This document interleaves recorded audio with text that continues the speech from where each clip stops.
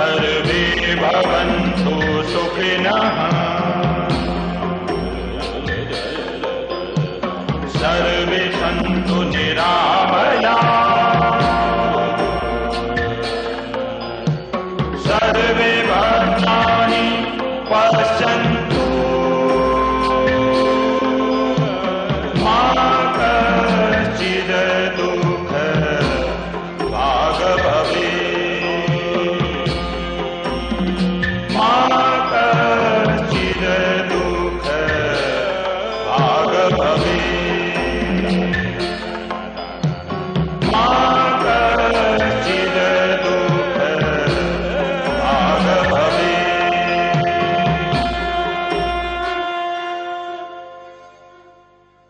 21वीं सदी में हमारे रोजमर्रा के जीवन का स्वरूप एकदम बदल गया है।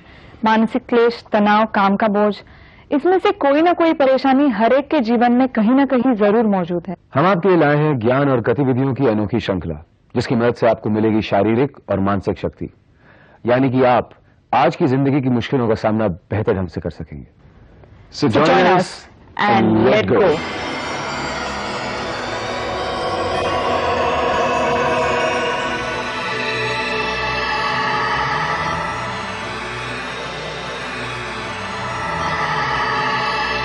ये योग की श्रृंखला हमने माननीय योगाचार्य श्री अवनीश तिवारी जी के मार्गदर्शन से तैयार की है। योगाचार्य तिवारी जी पिछले 40 वर्षों से योगाभ्यास और उसके फायदों पर अनुशोधन करते आए हैं। योगाचार्य तिवारी जी सारे भारत में लगातार योग शिविर आयोजित करते आए हैं, जिनके जरिए सैकड़ों लोगों को योग का लाभ प्राप्त हुआ है। तो आइए उनके साथ उनके अनेक भक्तों में शामिल होकर शुरू करते हैं अपना सफर संपूर्ण स्वास्थ्य की ओर योग के साथ।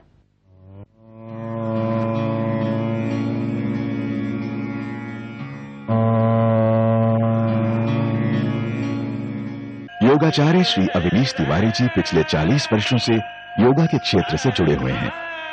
इन्होंने तकरीबन 150 से ज्यादा योग शिविर आयोजित किए हैं और लगातार 3 बार इन्होंने राष्ट्रीय योगा चैंपियनशिप में वेटरन ऑफ इंडिया अवार्ड भी प्राप्त किया है। योग आसनों द्वारा इन्होंने कई महान हस्तियों के रोगों का निदान किया है। इनका कहना है, जिस प्रकार दूध लेने से पहले बर्तन को साफ करना आवश्यक है, उसी प्रकार अच्छा जीवन जीने के लिए अपने शरीर और मन को रोजाना योग, ध्यान और प्राणायाम से साफ करना भी अति आवश्यक है। तो मिलिए योगाचार्य श्री अवनीश तिवारी जी से। योग और संतुष्टि। योग करने के बाद आपके अंदर संतुष्टि पैदा होती है, जो बहुत भूख कहलाती है। हर चीज की भूख, वह भूख आपकी कम होती है, इच्छाएं कम होती है। जब संतुष्ट आप हो जाते हैं तो एक आनंद महसूस करते हैं। थोड़े से में बहुत का आनंद लेते हैं, थोड़े पैसों में जिंदगी का पूरा मजा लेते हैं, थोड़ी वस्तुओं में आप बहुत आनंद प्राप्त करते हैं। यह परिवर्तन योग से संभव है। कैसे? क्योंकि आपके शरीर की पूरी बॉडी क्लॉक, बॉडी केमिस्ट्री बदलती है। मन को ऊर्जा प्राप्त होती है, तन को ऊर्जा प्राप्त होती है, श्वासों के माध्यम से, क्रियाओं के माध्यम से, बंधों के माध्यम से, ध्यान के माध्यम से, प्राणायाम के माध्यम से। मन का सेठ बड़ा खतरनाक होता है। मन का सेठ बड़ा खतरनाक होता है और सेठ का पेट कभी नहीं भरता। सेठ का पेट कभी नहीं भरता। पेट को कितना चाहिए? 1 रोटी, 2 रोटी, 3 रोटी, 10 रोटी, 20, 25, 50, इससे ज्यादा कितनी कैपेसिटी होगी? सेठ की पेट की कितनी ज्यादा इच्छाएं होंगी? एक उसका सीमांकन है। उसके बाद भी सेठ की भूख क्यों नहीं मिटती है? नारद चले जा रहे थे। नारद चले जा रहे थे, उन्होंने देखा आकाश मार्ग से भिखारी भीख मांग रहा है, हष्ट पुष्ट है, मस्त है, सुंदर है, शानदार है। नीचे उतरते हैं। भिखारी, क्या चाहिए? भगवान, भीख चाहिए। कटोरा सामने फैला देता है। भीख चाहिए? अच्छा ठीक है भिखारी, मैं तुम्हारी रिकमेंडेशन कर देता हूं। और एक पत्र लिखकर कुबेर के नाम में दे दिया। आप कुबेर के पास में जाइए, कुबेर तुमको धन से भर देंगे, बहुत ही शानदार भीख देंगे। भिखारी कुबेर के पास में गया। कुबेर जी, यह पत्र नारद जी ने दिया हुआ है, उन्होंने कहा कि हमें भीख दे दें। कुबेर ने कहा कोई बड़ी बात नहीं है, जब नारद जी ने भेजा है तो मुझे भीख देना ही चाहिए। अच्छा, एक बात बताओ भिखारी, तुम नारद ने तुमको मेरे पास भेजा, भीख के लिए भेजा, तुम कटोरे लेके आए? बोले हां प्रभु, मुझे कटोरे में भीख दे दीजिए आप। मैं कई सालों से मांग रहा हूं, मेरा कटोरा में भीख अभी तक किसी ने नहीं दी है, और दी भी है तो मेरा कटोरा भर नहीं पाया है। अब तुम्हारा कटोरा भर जाएगा। कुबेर ने कहा कटोरा भर जाएगा। कैशियर को बुलाया गया। कैशियर, इनको भीख दे दीजिए। हीरे डाले गए, गायब। पन्ना गायब, सोना गायब, सारी दौलत गायब। कैशियर घबरा गया, ये क्या है? कुबेर का पूरा धन गायब, सब कुछ कटोरे के अंदर गायब। ये तो कोई मायावी, बहुत बड़ा मायावी भिखारी लगता है। ये आम भिखारी नहीं है, ये और भिखारियों से हटके है, इसकी संतुष्टि का कोई अंत नहीं है। कुबेर परेशान। कुबेर पूछते हैं, हे भगवान, तुम्हारे कटोरे में क्या जादू है? मेरा पूरा खजाना खाली हो चुका है, तब भी तुम्हारी भीख खत्म नहीं हुई। क्या बात है? तुम्हारे कटोरे में छेद तो नहीं है? तुम्हारे कटोरे में कुआं तो नहीं है? तुम मुझे दिखाओ। और जैसे ही कटोरा पलटाया गया तो वह एक मानव की खोपड़ी थी। मानव की खोपड़ी।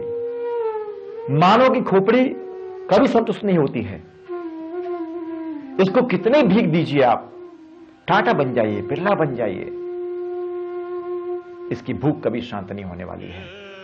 तो जब आप योग का अभ्यास करते हैं, ध्यान का अभ्यास करते हैं, और इस भूख को शांत करने के लिए वह मौत को भी प्राप्त हो सकता है। मन की भूख बड़ी खतरनाक भूख होती है। प्राणायाम के अभ्यास से, योगासनों के अभ्यास से मन संतुष्ट होता है।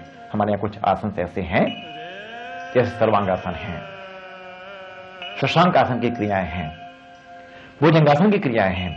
इन क्रियाओं करने से मन शांत होता है, मन की भूख खत्म होती है, मन की भूख कम होती है, और आप संपूर्ण ऊर्जा को प्राप्त होते हैं। इसलिए दोस्तों, योग का अभ्यास रोज करिए।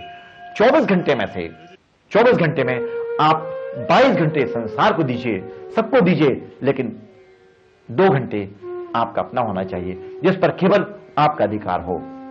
अपने लिए आप जी सकें, अपने आप को पहचान सकें, अपने आप को जान सकें। योग एक जुड़ने की क्रिया है। किससे? अपने आप से। अपने आप को पहचानने की क्रिया है। जब अपने आप को पहचान जाते हैं तो परमात्मा को जान जाते हैं, परमात्मा को समझ जाते हैं। आपकी पहचान परमात्मा से है, परमात्मा की पहचान आपसे है। उसको बनाने वाले तो आप ही हैं। इसीलिए योग का अभ्यास आप रोज करिए। मस्त रहिए, स्वस्थ रहिए।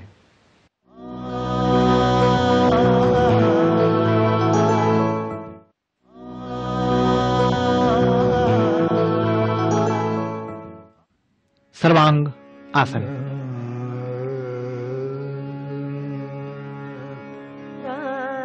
दोनों पैरों को मिलाकर करीब 40 अंश का कोण बनाते हैं। इसमें आप थोड़ा रुकते हैं,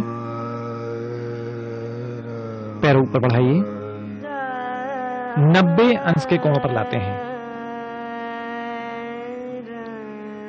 पैरों को सिर की तरफ लाएं और दबाइए, हरासन की तरफ आए, और धीरे धीरे दोनों पैरों को आसमान की ओर ले जाइए। दोनों हाथ की हथेलियां कमर के पास में, अधिकतम पैर के ऊपर खींचें। आप देख रहे हैं गर्दन पर दबाव पड़ रहा है। पैरों का रक्त संचालन जांग, पेट और थायराइड की तरफ हो रहा है। 3 मिनट मिनिमम इसमें रुकना चाहिए और 11 मिनट तक। सर्वाइकल पेन की मरीज इस क्रिया को ना करें। यदि आपको लगातार गर्दन में जकड़न है, अकड़न है, तो सर्वांग आसन प्रतिबंधित माना गया है। वजन, मासिक धर्म, ऐसे बहुत सारे रोग को खत्म करने के लिए क्रिया लाभकारी है।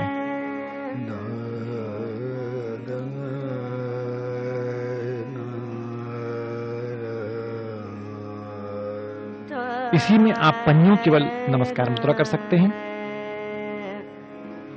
इससे थोड़ा पैरों को विश्राम प्राप्त होगा।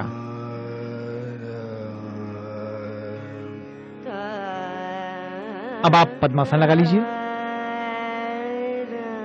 पद्म आसन लगाने से रक्त संचालन पैरों को रुकता है और हृदय की तरफ उसकी मात्रा बढ़ जाती है। यह है पद्म सर्वांग आसन।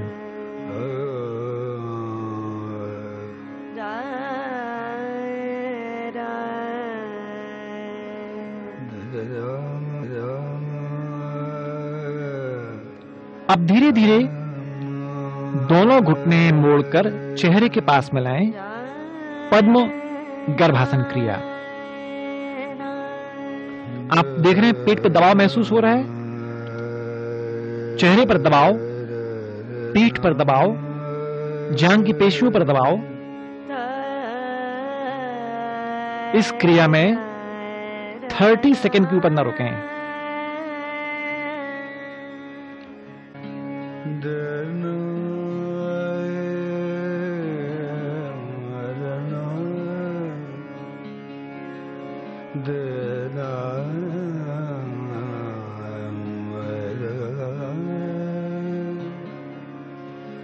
पैर खोलकर आसमान की तरफ ले आएं।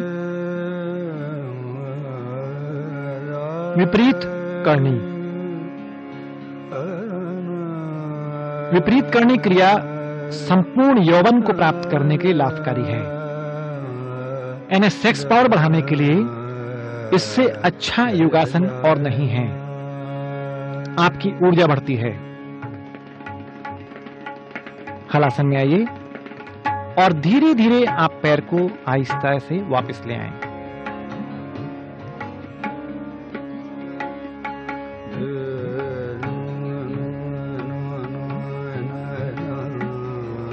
पैरों को जमीन में पटकना नहीं है, बिल्कुल धीरे से रखें। कहीं पर भी जर्क नहीं आना चाहिए। बिल्कुल आहिस्ता आहिस्ता आसनों का अभ्यास करें।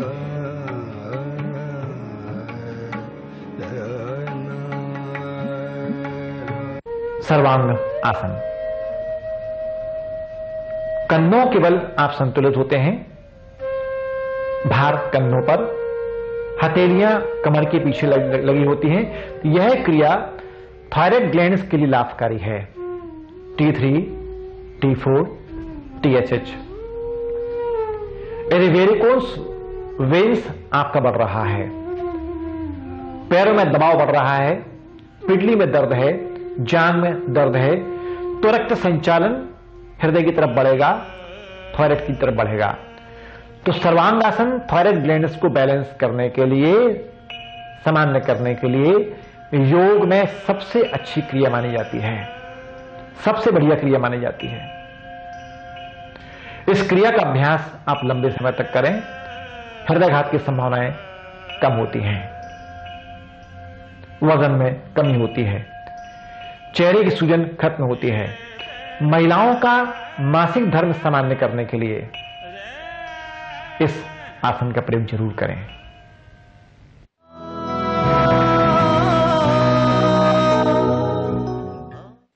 मूर्छा प्राणायाम। यदि मस्तिष्क आपका बहुत थका हुआ है, दिमाग में बहुत थकान है, उस थकान को दूर करने के लिए मूर्छा प्राणायाम बहुत ही अच्छी क्रिया मानी जाती है। इसको आप करके देखिए। यदि इस क्रिया को आपने 50 बार से लेकर 60 बार तक किया तो मस्तिष्क के तमाम तनाव तो दूर हो ही जाएंगे, साथ ही विचार भी शून्य हो जाएंगे। करना कैसे है? नाक से आप गहरी श्वास लें और मुख से हा करते हुए श्वास को बाहर निकाल दें। फिर होठ बंद कर लें, नाक से गहरी श्वास लें, मुख खोल के श्वास को बाहर निकाल दें। मूर्छा प्राणायाम।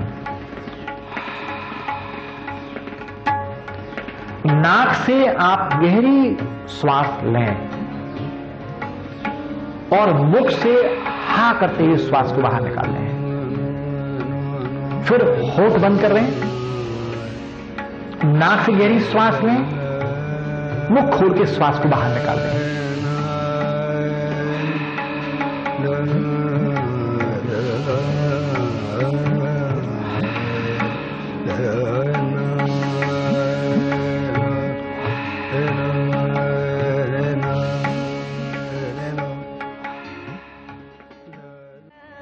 इस क्रिया को लगातार आप 40 बार, 50 बार, 60 बार, यहां तक इसको 100 बार भी आप कर सकते हैं। और 50 बार के बाद तो निश्चित आपका मस्तिष्क शून्य हो ही जाएगा, होता ही है।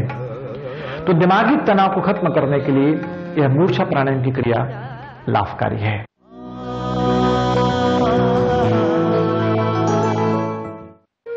भारतीय खान पान में औषधि भी है।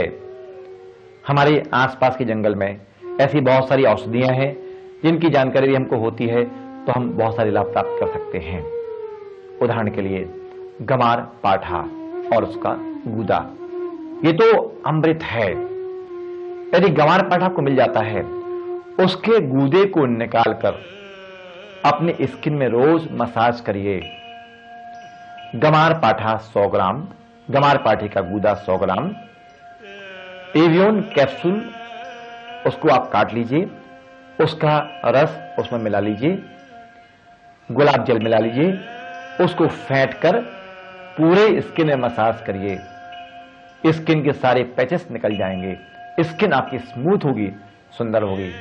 गमार पाठे का गूदा बहुत ही लाभकारी है, शुभकारी है। गमार पाठे के गूदे को खा जाइए आप। लीवर के तमाम रोगों को ठीक करने के लिए गमार पाठे का गूदा बहुत ही शुभकारी है, बहुत गुणकारी है। लीवर आपका स्वस्थ होगा, पेट आपका साफ होगा, पेट की गैस भी आपकी शांत होगी, तमाम विकार आपके दूर होते हैं।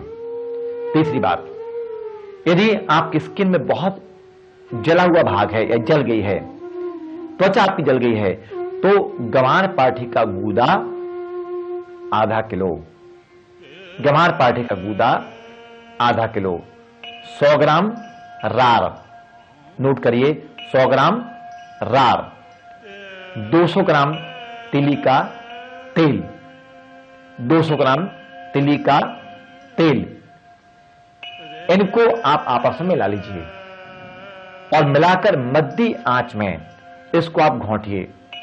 इसको जब आप घोंटेंगे तो घोंटते घोंटते इसकी लेई तैयार होगी।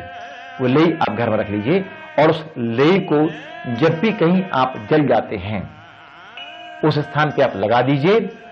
आपका स्पॉट भी खत्म हो जाएगा और जलन तो आपके 2 दिन में साफ हो जाएगी, खत्म हो जाएगी। ये आपके घर के आसपास औषधियां मिल सकती हैं, आप कहीं भटकने की आपको आवश्यकता नहीं है। गमार पाठा उसके पीसेस आप कर लीजिए, गमार पाठे के बारीक बारीक टुकड़े कर लीजिए, उसमें काली मिर्च, काला नमक, नींबू निचोड़कर उसे सुखा लीजिए। हफ्ते भर धूप में सुखाएं। विटामिन डी का भंडार है, विटामिन डी वो खींचेगा और उसको रोज खाना खाने के पहले आप खाएं। आपका पेट बढ़िया साफ होगा, स्किन आपकी सुंदर होगी, पेट की गैस आपकी शांत होगी, लीवर की लाइफ बढ़ेगी। लीवर की उम्र को बढ़ाने के लिए गमार पाठा रोज खाना चाहिए। यह औषधि है, आयुर्वेदिक औषधि है।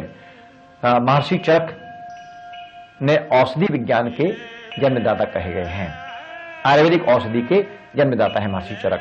तो उन्होंने जब जंगल में जाते थे तो जंगल में औषधि उनसे बातें करती थी, उनके गुण बताते थे, कहते थे कि हमारे ये गुण हैं, हमारे ये गुण हैं, इनको आप स्वीकार करिए, अपने शरीर के दोष को दूर करिए। यह औषधि है।